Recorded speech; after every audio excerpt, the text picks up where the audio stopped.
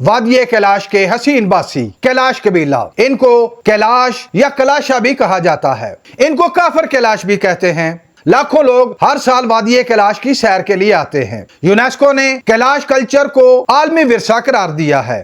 کیلاش اپنے آپ کو سکندر اعظم کی اولاد کہتے ہیں۔ کیلاش قوم کا اصل وطن نورستان افغانستان ہے، جہاں سے یہ ہجرت کر کے چترال میں آئے۔ کیلاش اصلاً انڈین آرین نسل سے تعلق رکھتے ہیں۔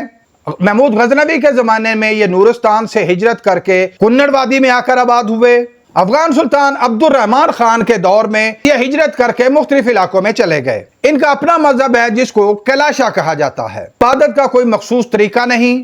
کیلاشا مختلف دیوتاؤں کی پوجا کرتے ہیں اور مختلف تہوار ہی ان کے اجتماعی عبادتیں ہیں۔ شراب جائز ہے جبکہ مرغی کا گوشت منع کیا گیا ہے۔ کیلاشا قوم کے 3 بڑے تہوار ہیں جن میں چلم جوشی، بوچال اور چاؤموس شامل ہیں۔ کسی کے مرنے پر غم کی بجائے خوشی کا اظہار کرتے ہیں۔ پہلے زمانوں میں کیلاشا لوگ اپنے مردے کو لکڑی کے باکس میں ڈال کر کھلے آسمان تلے چھوڑ دیتے تھے۔